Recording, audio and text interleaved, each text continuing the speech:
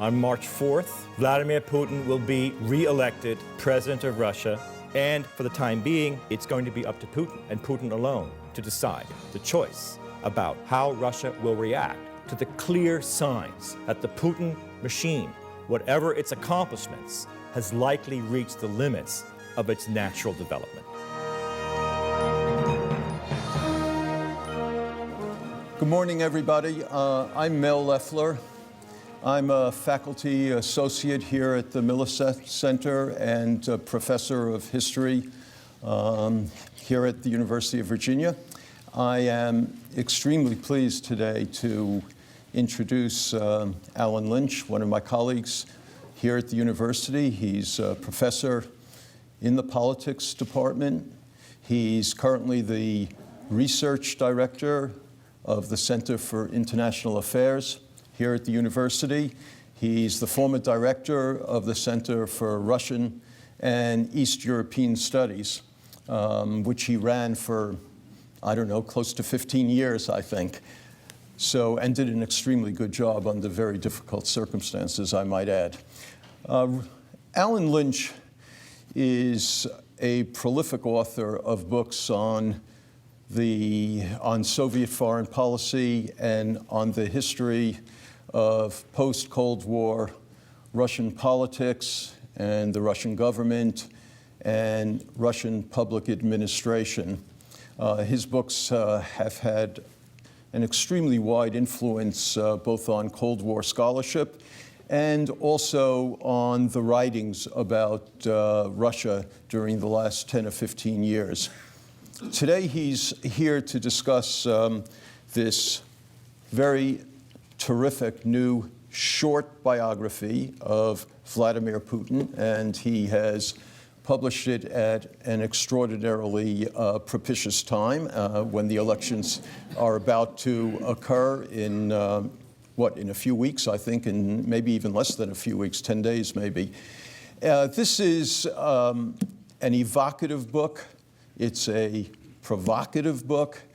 It provides terrific insight on Putin's development as a young member of the KGB and on his maturation into a man who mastered internal Kremlin politics and came to exert an extraordinary influence on Russian politics, government, and foreign policy. Alan will be signing copies of this book after his talk. He will come in for about 30 or 35 minutes, and then there will be ample time to ask him questions. So I'm happy to welcome Alan Lynch.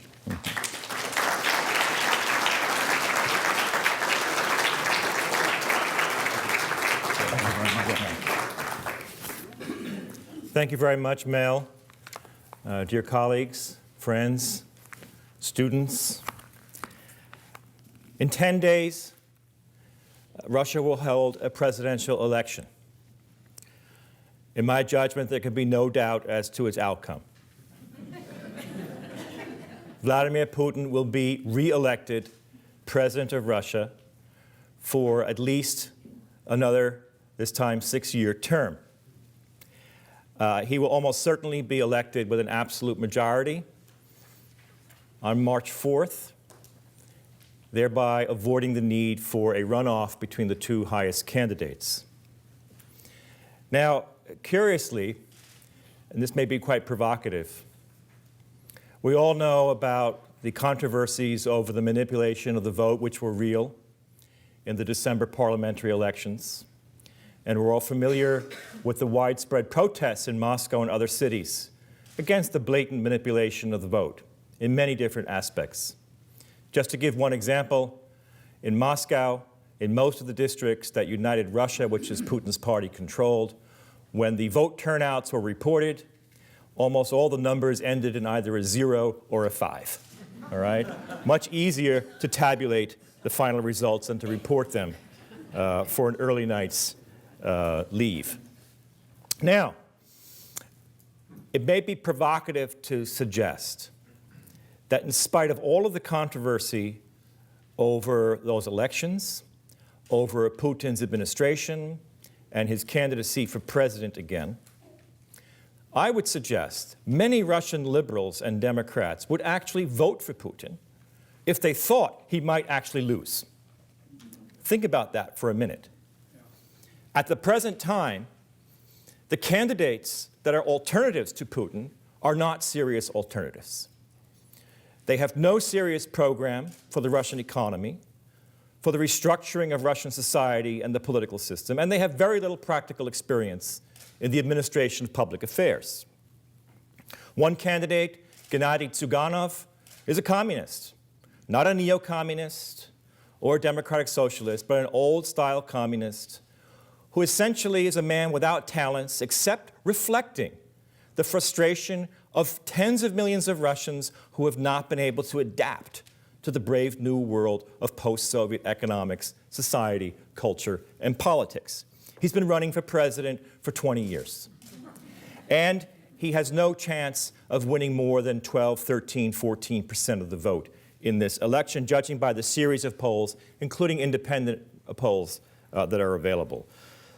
Vladimir Zhirinovsky is the head of the Liberal Democratic Party of Russia, which is by no means liberal or democratic, or even a party.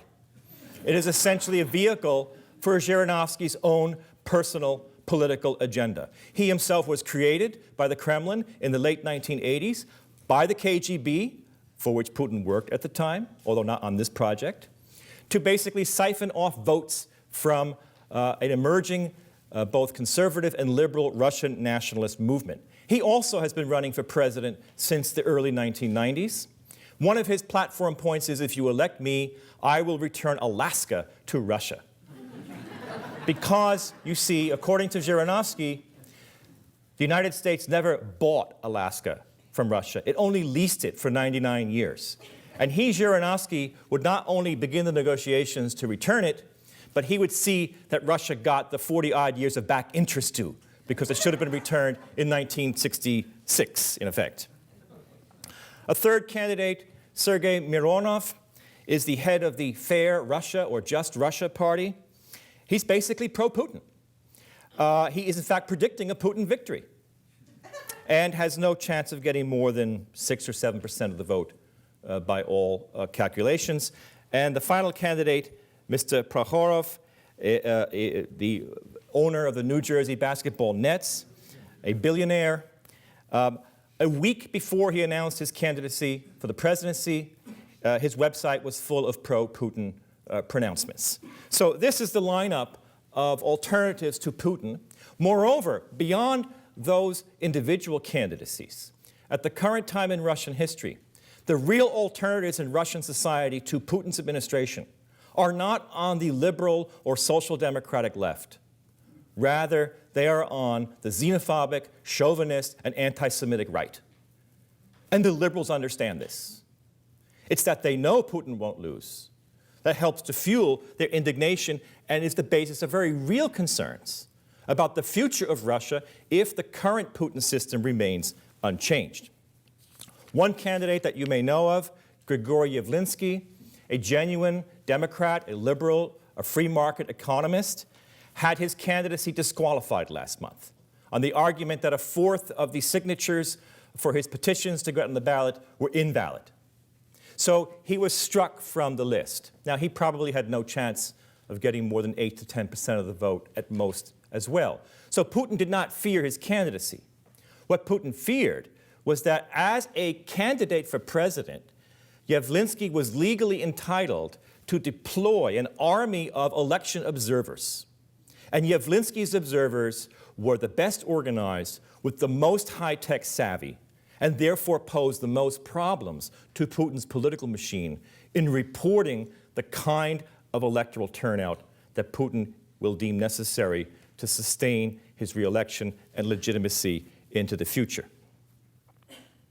Indeed, a significant majority of Russians, even those who are not necessarily sympathetic to Putin, agree that at the present time there is no viable alternative to Putin for leading Russia. The current polls range from an independent public opinion institute, the Levada Institute, which gives Putin in late January poll, perhaps 45% of the vote. Two other polls, including one close to the government, which has been famously accurate in its predictions of electoral turnouts. It got the exact 49% for United Russia in December. Give Putin in the mid to high 50s. And I myself think that actually when the vote comes, he will report a result in the mid to high 50s. I'm not sure he will report a vote much higher than 60% out of fear that it might be considered provocative. Because indeed, his opinion polls have declined, let's say, over the past 6 months. In particular, since the current president, Medvedev, very foolishly stated in public in late September that the decision for Putin and Medvedev to swap positions had been taken 2 years earlier. Now, most Russians knew this. They're not fools. My saying is you can't fool a Russian even with the truth, right? But for Medvedev as president to state this publicly was an act of blatant humiliation. And you can trace the decline in public support for Medvedev and for Putin and for their party from exactly that moment. Therefore, actually, I don't think Mr. Medvedev has a very long future once he is reappointed as prime minister after the elections on March 4th. Putin's support is both genuine but also structured.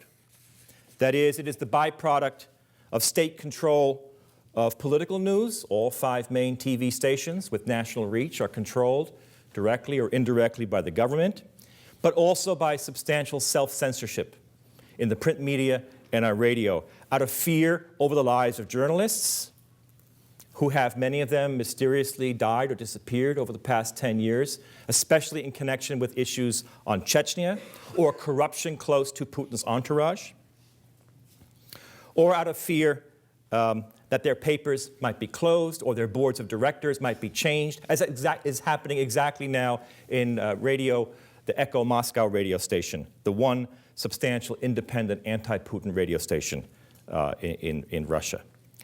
So the central question is not whether Putin will win. He will. But rather how he will react to his re-election in light of the dramatic protests against the crass manipulation that we saw in the December parliamentary elections. Will he see these protests as the harbinger of another vacuum of power in Russia, a specter that frankly has haunted Putin since the Berlin Wall came down while he was serving as a KGB officer in Dresden in eastern Germany? Or will he see the demonstrations as a sign that the centralized, authoritarian, and deeply corrupt political machine that he has built has reached its limits? A machine that did reestablish order out of virtual anarchy. We forget that Russia was virtually a failed state when Putin took over in mid-1999. So he has built a machine that reestablished order out of virtual anarchy, a modicum of prosperity out of widespread misery, and international respect out of abject humiliation. But now this machine seems stuck in a vicious circle of stagnation. If he chooses the first option, that is to say, to see the protests as a sign of an impending vacuum of power, another time of troubles in Russia, then he will circle the wagons, as he is implicitly doing in his late electioneering, yesterday in the football stadium, 100,000 supporters, and saying the battle for Russia will not be lost. References to Napoleon, 1812, and implicitly also references to NATO expansion and American containment policies as he sees them.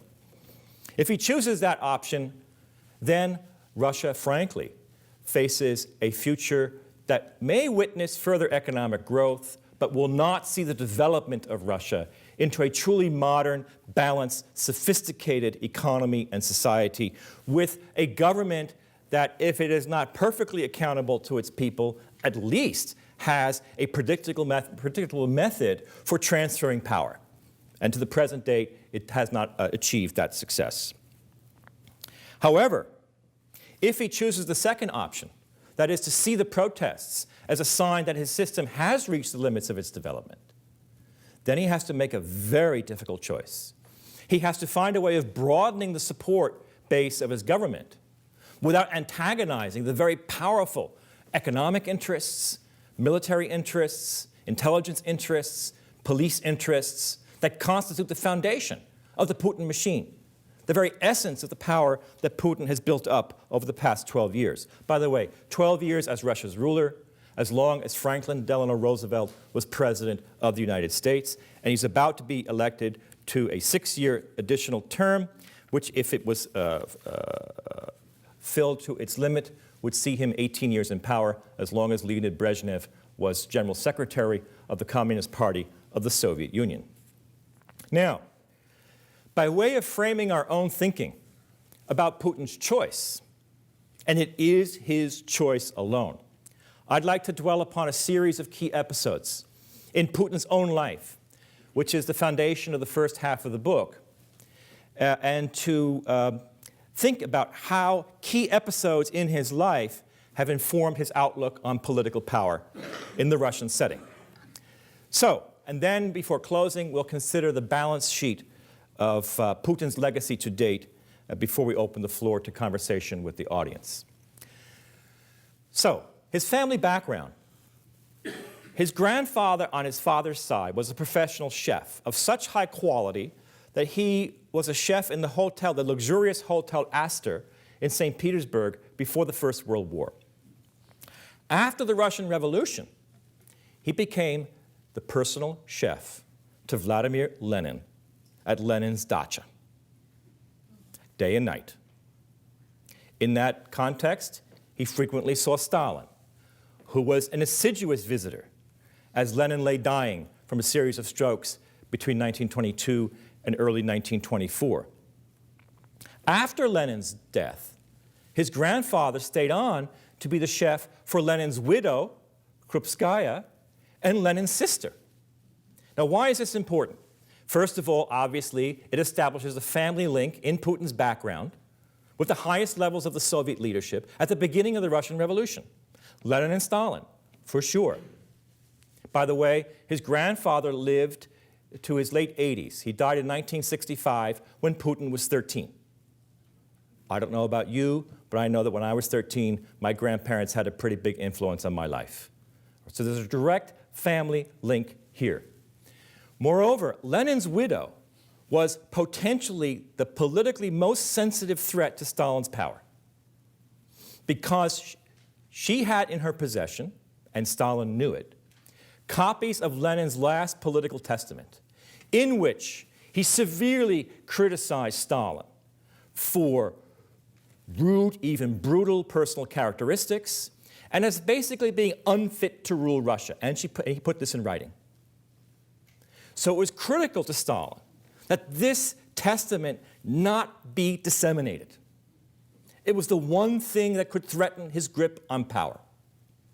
And that meant if you were her personal cook in the house, morning, noon, and night, you were reporting to the secret police, Stalin's office, who was coming and going, what was being said. Whether or not he was a direct agent of the Soviet secret police at this time, can be no question that he was regularly reporting to it, and this was also taken for granted in Putin's family household. His own father in the Second World War was a commando dropped behind lines, the German lines on the Leningrad front, in a secret police unit of 28 commandos engaged in search and destroy missions behind German lines, destroying ammunition dumps, destroying telegraph wires, odd German patrols, railroad tracks, and so forth. He was wounded several times and was partially crippled in one leg and never walked well again for the rest of his life. 2 of his brothers were also killed in the war. His maternal grandmother was killed in Leningrad by an artillery barrage. We don't know whether it was a German or Soviet barrage.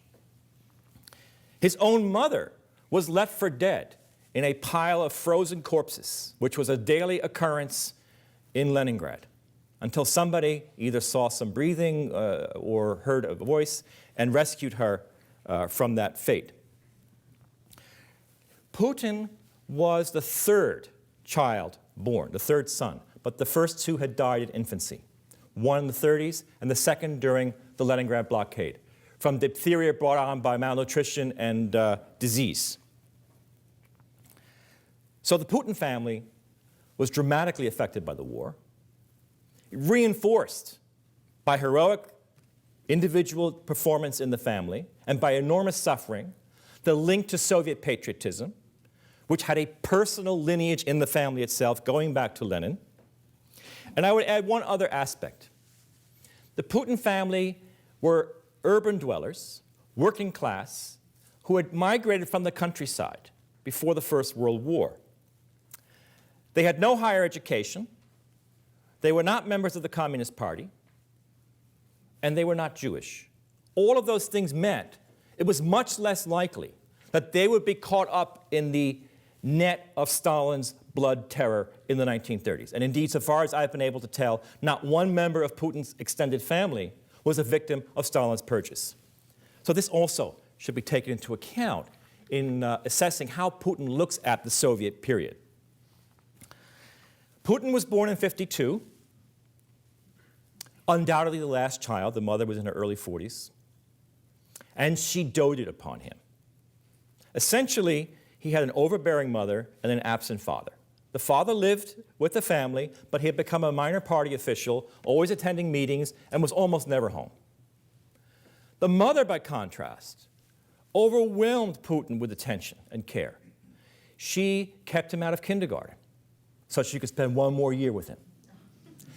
When he went to school, she took night jobs, midnight to 8 shifts, cleaning test tubes in laboratories, or delivering packages, sweeping sidewalks, anything to maximize the amount of time she could spend with Putin.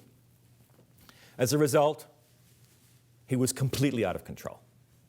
He was a punk, by his own admission. The Russian word, hooligan, a hooligan.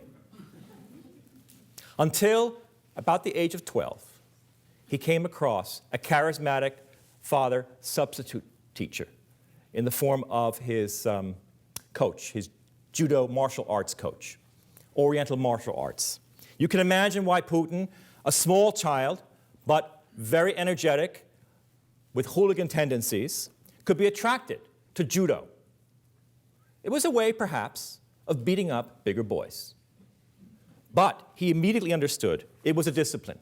It was a way of life, a philosophy, and he willingly subordinated himself to it, demonstrating remarkable discipline and a work ethic that continues to the present day. At the age of 17, he recklessly, or bravely, entered the local Leningrad KGB office, wanting to know how he could become a KGB agent. There had been a spate of films and TV shows and magazines in the Soviet Union in the 1960s, praising the heroic exploits of Soviet secret police units during the Second World War against the Nazis. Putin lapped it up. After all, the secret police was in his family blood.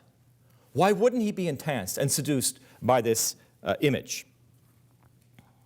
He was thrice expelled from the KGB offices, and finally, the old pensioner figured the only way to get rid of this young punk was to talk to him. And he said, "Young man, if you want to become a member of the KGB, you either become a military officer or you go to law school." And at that moment, Putin made the decision, okay, law school it is. And he devoted his life ferociously to preparing for the bar, in effect, of law school. He was admitted as an affirmative action student. What does that mean in the Soviet context? It means as a child of the working class, he was given extra points for admission. He distinguished himself in his studies, and in his 4th year, the KGB approached him again. By the time he graduated in the mid-1970s, he had entered the KGB, the only one of 100 classmates who did so at that time. So, what have we seen so far? Evidence in Putin's family background, Soviet patriotism, respect for the role of the secret police, ferocious discipline and work ethic. But what we'll also see in his KGB career is a critical moment in Dresden, in East Germany, in December of 1989. The Berlin Wall has come down. An enraged mob storms the East German secret police headquarters in downtown Dresden. They then march on to the Soviet KGB headquarters on the outskirts of town. Putin is in control. His boss is away.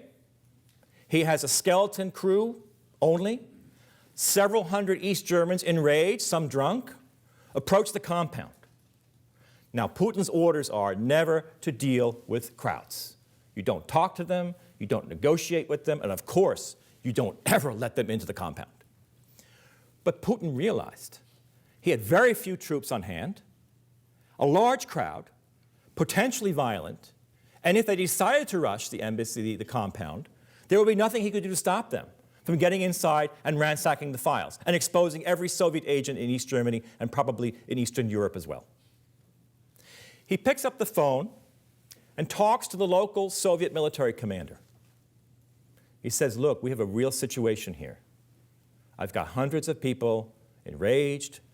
It could break out at any moment. Please send help. The commander said, Mr. Putin, Colonel Putin, I have no orders at this point. I'll get back to you. So now Putin's on his own. And here he displays initiative and daring. He violates his orders. He goes up to the gate and speaks to the crowd with 2 bodyguards, and by a German eyewitness, a pistol himself, which he does not brandish, but in perfect German explains how it's not a KGB facility, but rather a Soviet military facility, that an international treaty governs the status of this property between the 2 governments, appealing to Germans' sense of legality, right, and legal order. And finally, someone in the crowd says, and who are you? He says, well, I'm the interpreter. And somebody else said, no interpreter speaks German that well. By which they meant KGB language school. And someone said, well, you are red. And Putin said, well, judging by your nose, so are you, from all you drink. And that broke up the crowd. It was a brilliant maneuver to take the steam out of the moment.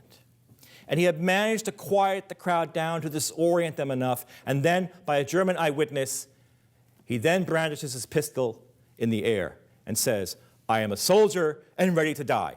And he turns around, walks back to the compound, calls up the Soviet military commander again. I'm sorry, Moscow is silent. Moscow is silent.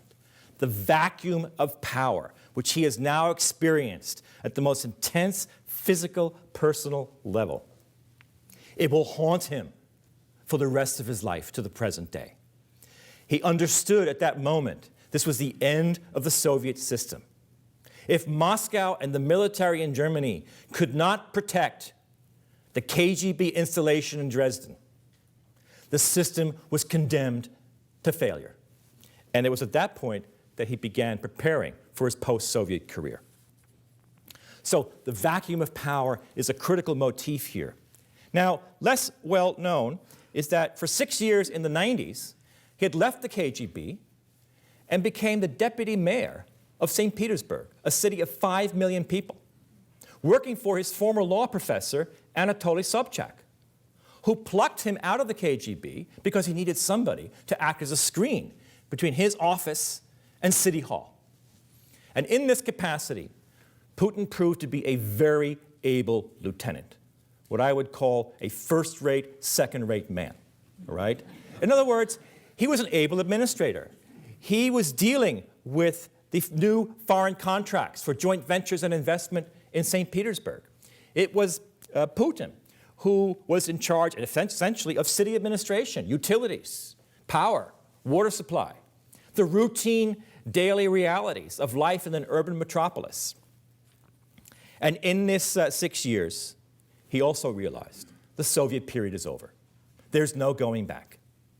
He once said in a famous quote, any Russian who does not regret the passing of the Soviet Union has no heart.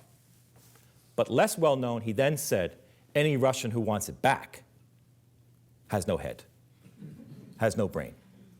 And that's what his experience as the acting mayor of St. Petersburg showed him. So no going back to the Soviet system. It also marked his distaste for elections. Because in 1996, his boss and mentor and professor, Sobchak, lost a brutal re-election campaign. A man that Putin considered to be a man of honor, of principle, who had made his post-Soviet career, was destroyed by vicious election techniques.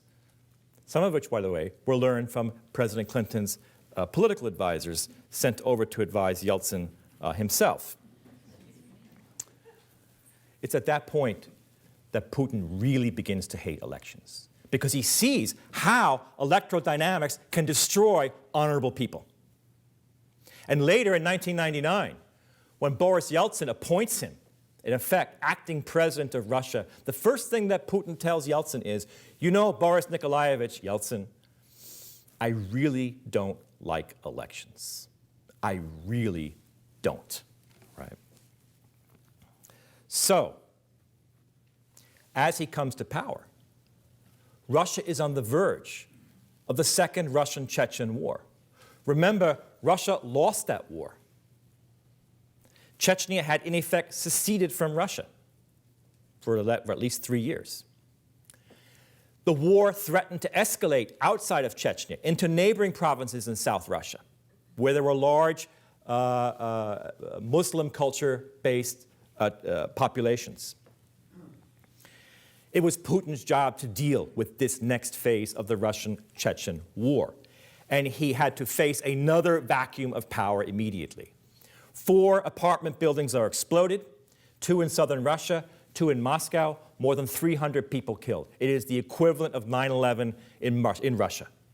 And it is at that moment that Putin seizes the mantle of power, makes the Chechen issue his own, unique amongst the Russian leadership, all of whom think Chechnya is like the Northern Ireland issue in British politics. It's political suicide for anybody who touches it.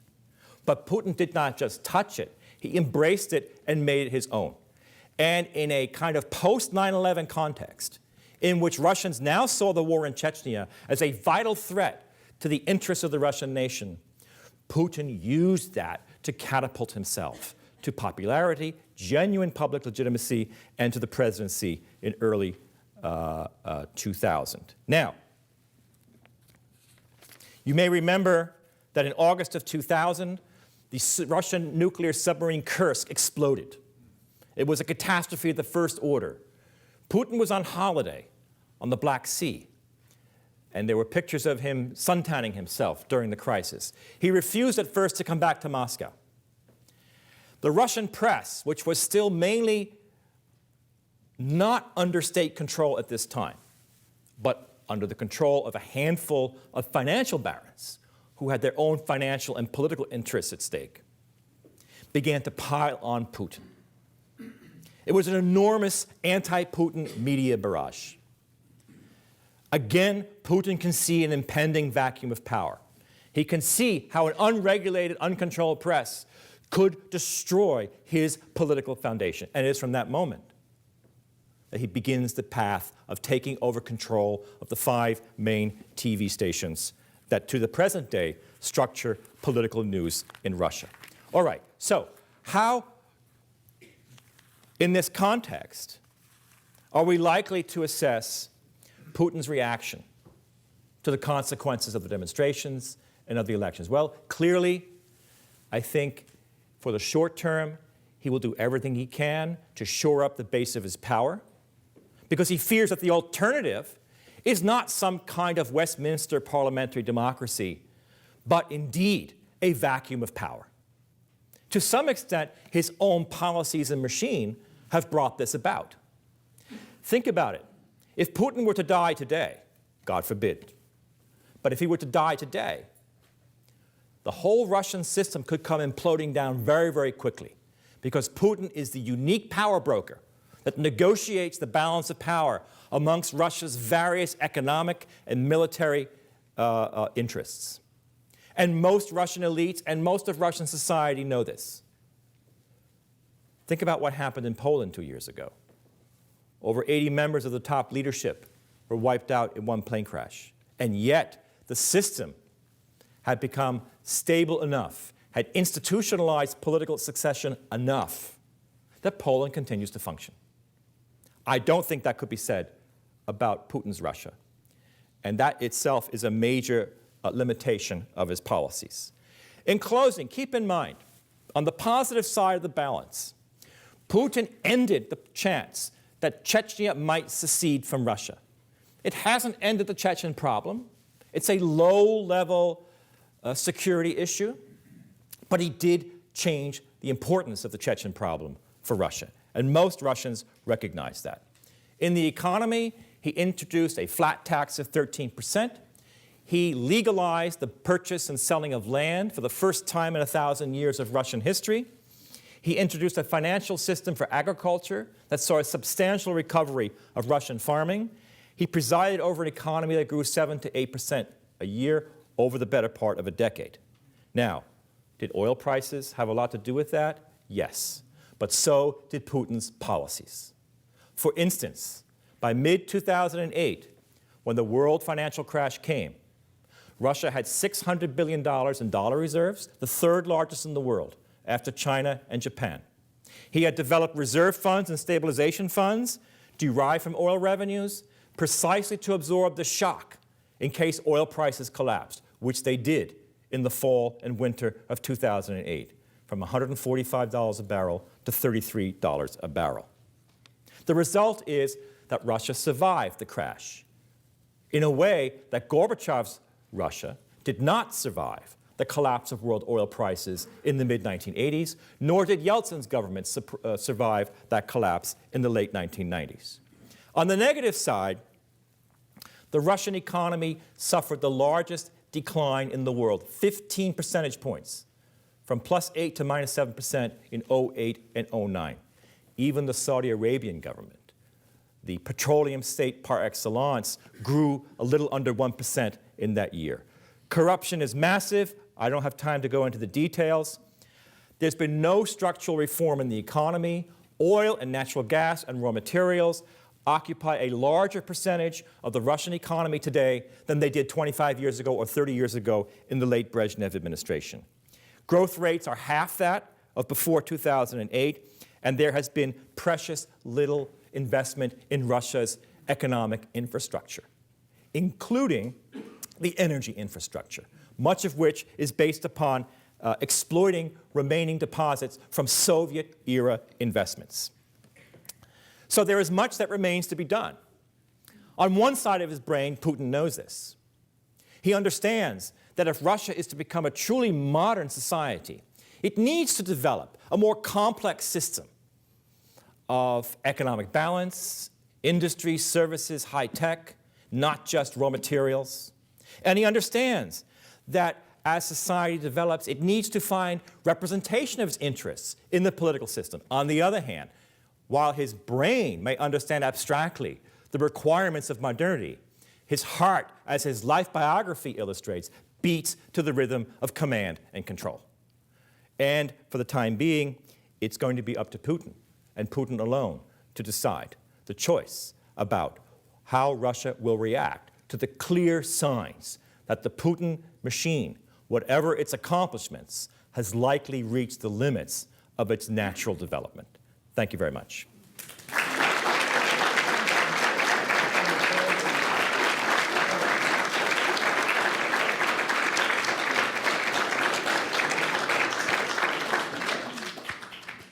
Alan, I'm going to ask the first question and take advantage of my privilege as being the host of the session.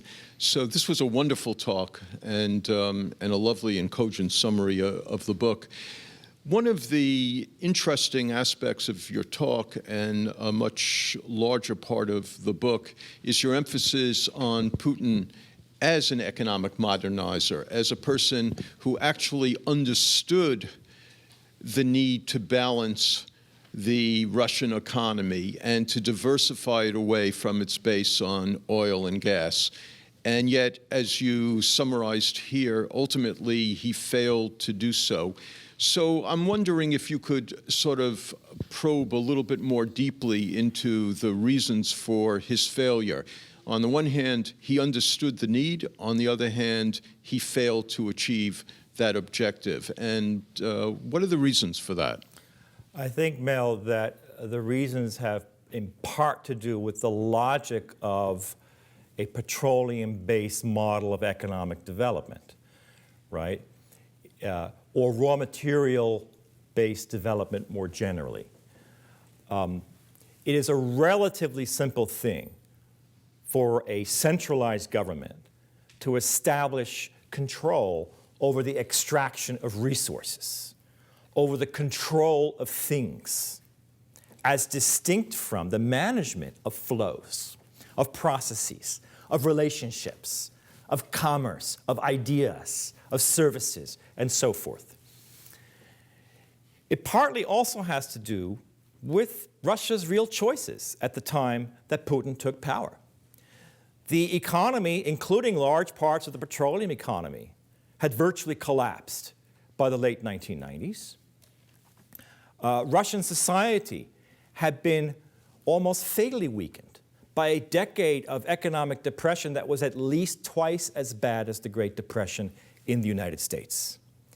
Whole classes of professional peoples, teachers, doctors, lawyers, professors, who could be considered to be the foundation for a more modernized system of public administration and political representation, and holding the government accountable to the population and the institutions of power, were simply not in a position to assume that role. So in effect, there was a kind of vacuum of power. Putin had been well trained in the economics of the petroleum industry. He actually got a degree in economics, studying the role of raw materials in the Russian economy. By the way, he plagiarized 17 pages from a University of Pittsburgh management textbook, which we have been able to document. And as soon as it was made known, his thesis disappeared from the internet. So Mel, what I'm saying is there's a logic to the petroleum economy, especially in the context of a state with weak political alternatives, a weak society, and weak state institutions that works in the direction of more centralization rather than less, more corruption rather than less transparency rather than more. And as I said abstractly, Putin has actually written that in the long run, Russia needs to move away from an economic model based upon raw materials, but that for the time being, it has no alternative but to be based on that model. And that creates just enormous tension and an enormous political challenge for the next Putin administration. Let me invite other people who have questions to queue up here, and we can take them sequentially.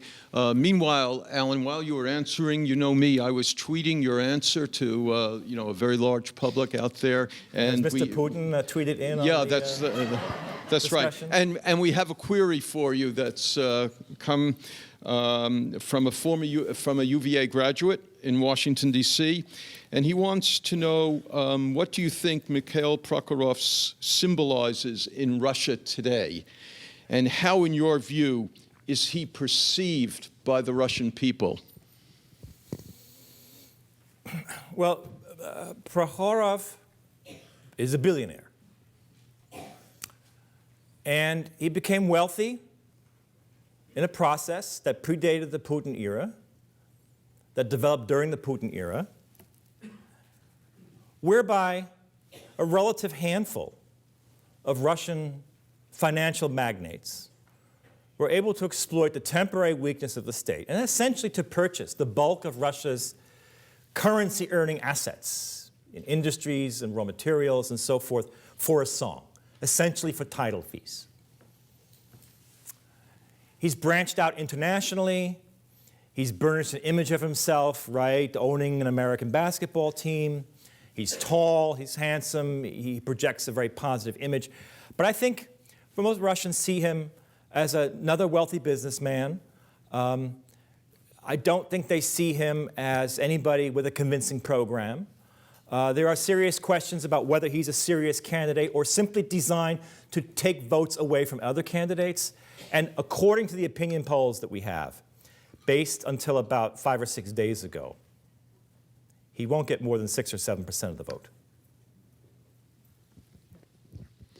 Sir, thank you for coming to speak today. I've really enjoyed your talk. I had a question about American foreign policy towards Russia and how that might influence his choice to either liberalize or to not do so.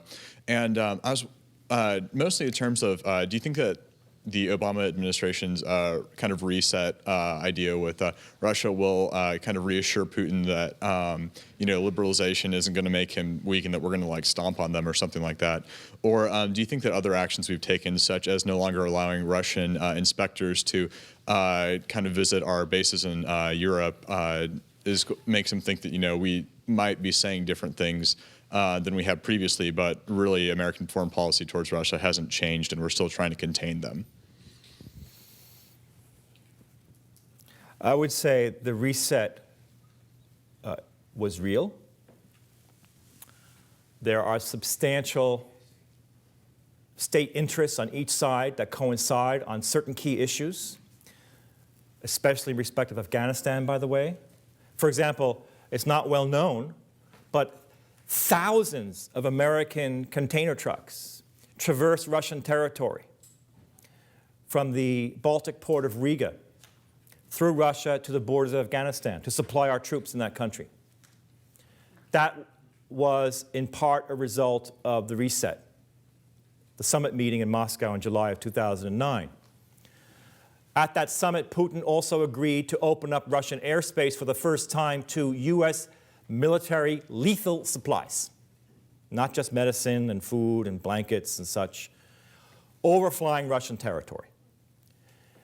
So the notion that the reset has kind of failed or broken down is not quite true. What is true is that the Russian side feels that they have not achieved a broad and comprehensive understanding with the Obama administration on issues of vital interest to the Russians, like the status of American ballistic missile defense in Eastern Europe, or how are we going to deal with the very thorny problem of Iran, when, from the Russian side, Iran is in effect a security neighbor along the post-Soviet borders. There's a lively nuclear industry, as you may know, between Russia and Iran. And it concerns not just Russian trade with Iran, but Russia's reputation as a supplier of nuclear power worldwide, which is one of its major exports. Finally, that the Iranians have been scrupulously neutral on the war in Chechnya. Had the government in Tehran decided to make trouble for the Russians, it would have been child's play. And the Russian government knows this. So there is also a dissonance of interest to a certain extent. I would say that what has recently gotten the Russian government's attention is the impression that the Obama administration is now increasing the weight assigned to Russia's internal politics to U.S. policy. And it's represented in the reaction to the new ambassador, Michael McFaul, who met with opposition leaders ostentatiously, I think, on his second day in office, and who was practically declared persona non grata by the Russian government. And indeed, in yesterday's demonstration at the Luzhniki football stadium, there were banners saying, no to the American ambassador. The American ambassador was actually explicitly mentioned in those demonstrations. And of course, the posters were organized by pro-Putin forces in the government. It was apparently Michael McFaul's idea to present that reset toy to the Russian ambassador. You know, the little button with the red button and the reset? And then there was the grammatical mistake, because it actually said to overburden instead of reset in Russian. But worse than that, even if they got the language right, it was in Latin letters, not Cyrillic letters. So it's a kind of double insult. And the message that's being conveyed is that actually the United States is really not paying attention to us, which is, by the way, true, because Russia is no longer the problem for the United States that the Soviet Union was. The problem is that Russia's national security elites, like Putin, were all socialized in that mentality of great power and superpower deference, in effect. And in that respect, they will continually be frustrated, I think. Thank you very much. Ines Itzelofus, and I'm Russian-American. I'm wondering, well, I follow the news, and there are a lot of political prisoners in Russia, in Putin's Russia.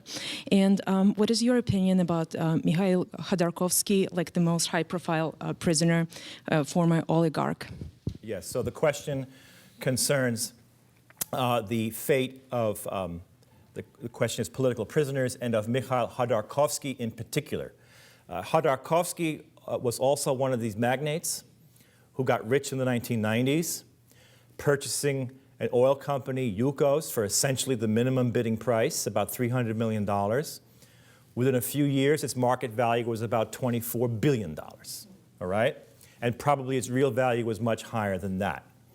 He was, in 2003, arrested on corruption charges, which from one point of view were undoubtedly true, but were not, in fact, the reason that he was arrested.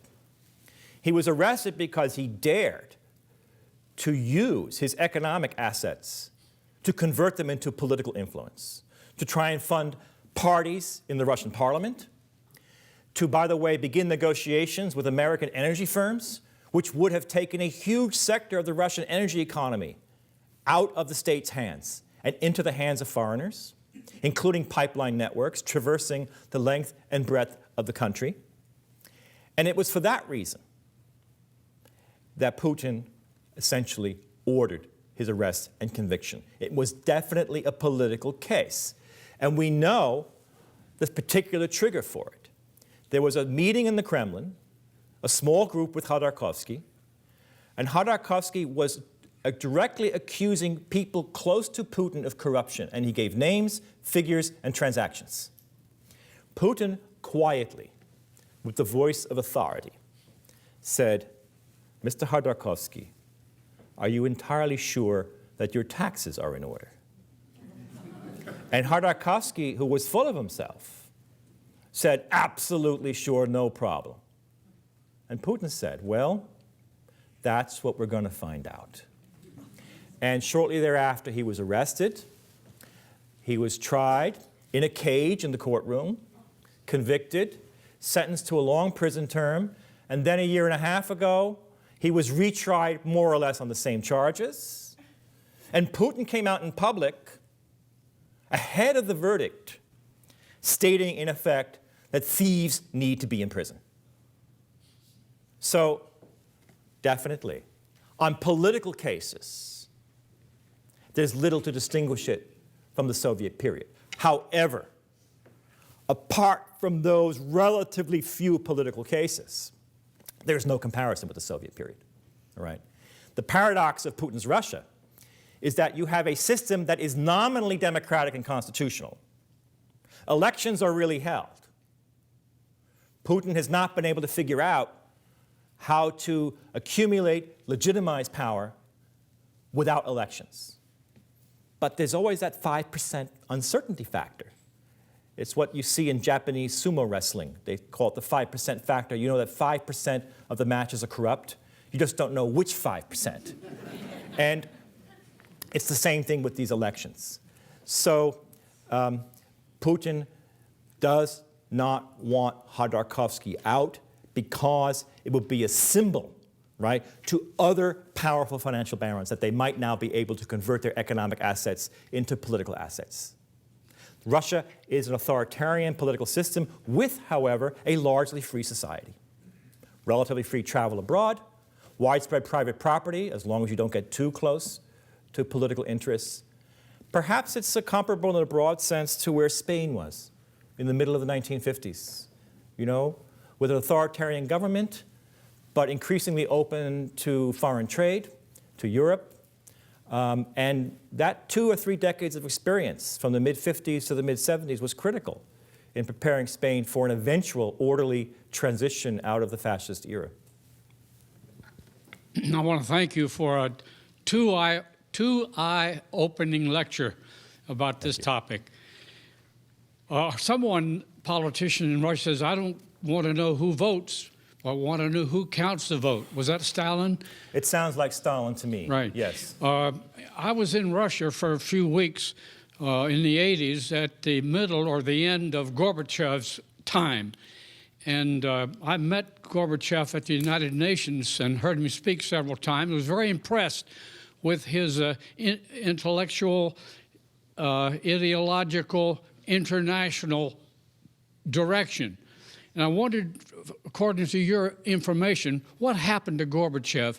Why didn't his intellectual and ideological progress make changes in the Byzantine tradition, as Putin seems to have done?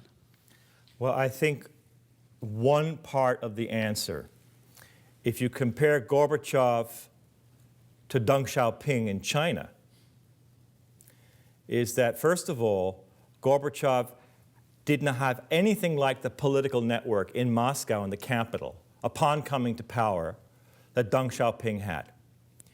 And in part because of this, he kept engaging in bolder and bolder experiments to try and break the power of the status quo, to try and call into being alternative forces.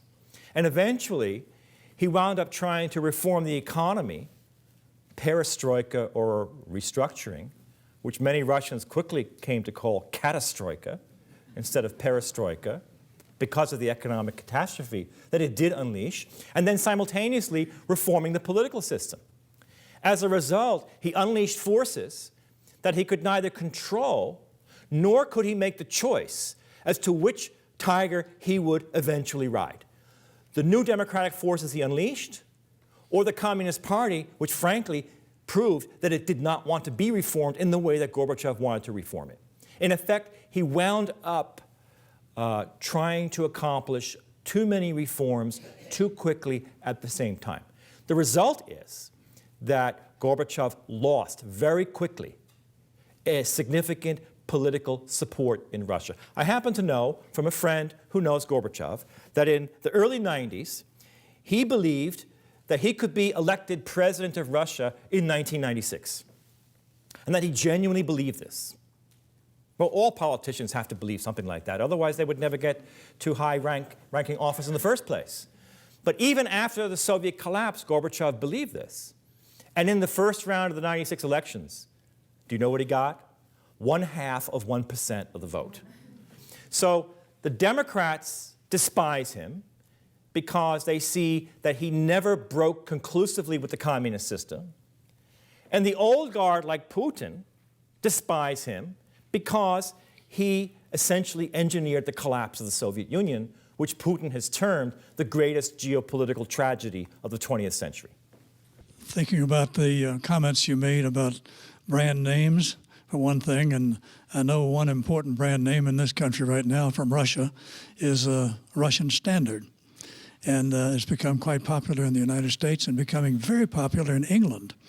And in fact, it's now second to Smirnoff as far as the vodkas are concerned. Could you tell us a little bit more about their brand name situation, how they're doing it, and what brand names they're promoting?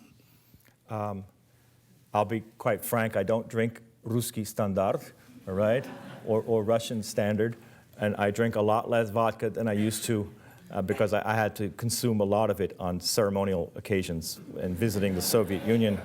And once upon a time in Russia, I say that, you know, I will get the Nobel Prize one day, but it won't be for political science, it will be for astronomy.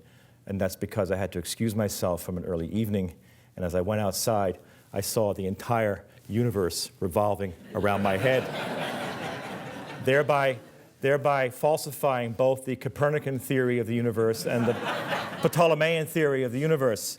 So with respect, I will say, actually, this is a question that's outside of my expertise, both with respect to vodka and with respect to branding. I do know there's a long-standing issue with the Smirnoff company as to who should have the copyright of the Smirnoff name, which of course goes back to pre-Soviet Imperial Russia. But I would say that's definitely the limit of my knowledge. So. Well, Alan, we thank you for sharing your knowledge, and Thank you very much. Thank you.